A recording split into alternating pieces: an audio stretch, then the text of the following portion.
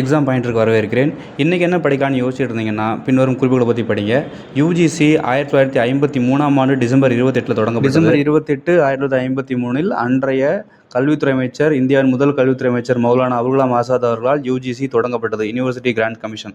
அப்போ இது எப்படி உருவாச்சு அப்படின்னு பின்னாடி போய் பார்த்தோம்னா, ஆல்ரெடி 1944 சார்ஜன்ட் ரிப்போர்ட் ஒன்று இருக்கும், சார்ஜன்ட் கமிட்டி. இரண்டாம் உலகப் போருக்கு பிறகு இந்தியாவில் கல்வி திட்டங்களை பற்றி ஆய்வு செய்ய அமைக்கப்பட்ட குழு சார் ஜான் சார்ஜன்ட் கமிட்டி. இந்த கமிட்டியோட ரிப்போர்ட்டில் யூஜிசியை பற்றி யூஜிசி மாதிரி ஒரு அமைப்பு வேணுங்கிறத பரிந்துரை செஞ்சுருப்பாங்க. சுதந்திர இந்தியாவில் முதலாவது கல்விக்குழு அமைக்கப்பட்ட டாக்டர் எஸ் ராதாகிருஷ்ணன் கல்விக்குழு 1948-49. இவங்க யூகேவோட மாடலை பேஸ் பண்ணி இந்தியாவில் உயர்கல்விக்கு அரசு நிதியுதவி செய்யக்கூடிய ஒரு அமைப்பு பரிந்துரை செஞ்சாங்க. அப்போ டாக்டர் எஸ் ராதாகிருஷ்ணன் குழுவின் பரிந்துரை அடிப்படையில் யூஜிசி உருவாக்கப்பட்டது டிசம்பர் 28, 1953. யூனிவர்சிட்டி கிராண்ட்ஸ் கமிஷன் அமைப்புக்கான பாராளுமன்ற சட்டம் 1956 நிறைவேற்றப்பட்டது.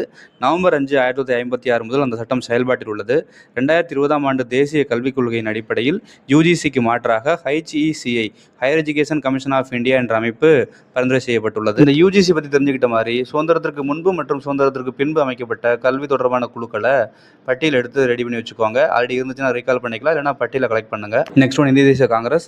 டிசம்பர் 28, 1885 பம்பாயில் முதல் மாநாடு நடைபெற்றது. இந்திய தேசிய காங்கிரசின் முக்கிய மாநாடுகள், அதிக முறை தலைவராக இருந்தவர்கள், இளம் வயதில் தலைவராக இருந்தவர், தமிழ்நாட்டிலிருந்து இந்திய தேசிய காங்கிரசின் தலைமை பொறுப்புக்கு சென்றவர்கள் போன்ற முக்கியமான தகவல் எல்லாமே கீழே இருக்கிற ப்ளே பட்டனை கிளிக் பண்ணி நீங்கள் தெரிஞ்சுக்கலாம். Next one, Ratan Naval Tata. ரத்தன் டாட்டான்னு சொல்லுவோம். 1962ஆம் ஆண்டு டாடா குரூப்ஸில் ஒரு பணியாளராக சேர்றாரு. 1991 டாடா சன்ஸ் நிறுவனத்தோட சேர்மனாக பொறுப்பு வகிக்கிறார். ஜனவரி 10, 2008 மிக முக்கியமான ஒரு அறிவிப்பு வெளியிடப்படுகிறது. பீப்புள்ஸ் கார் என்று அழைக்கப்படுகிற டாடா நேனோ அறிமுகம் செய்யப்பட்டது. இவர் பெற்ற விருதுகள் 2000ஆம் ஆண்டு பத்ம பூஷன் விருதும் 2008ஆம் ஆண்டு பத்ம விபூஷன் விருதும் பெற்றார். டாடா அறக்கட்டளை தொடர்பாக கிராமப்புற மேம்பாடு, கல்வி மற்றும் சுகாதார சேவைகள் தொடர்ந்து செய்யப்பட்டு வருகிறது. எப்போ நம்ம டாட்டாவை பற்றி பேசினாலும் டாடா நிறுவனம் தொடர்பாக இருக்கக்கூடிய துணை நிறுவனங்களை பற்றி படிச்சுக்கணும். TISS Tata institute of social sciences, TIFR Tata institute of fundamental research, IISc Indian institute of sciences, NIAS national institute of advanced studies. இது போன்ற நிறுவனங்கள் எல்லாமே தொடங்கப்பட்ட ஆண்டுகள்.